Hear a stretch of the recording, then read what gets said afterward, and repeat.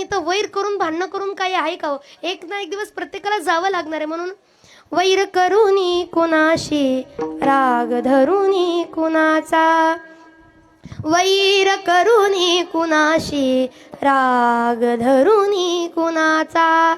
माझ्या भावा बहिणींनो, तोल सावरा मनाचा, तोल सावरा मनाचा.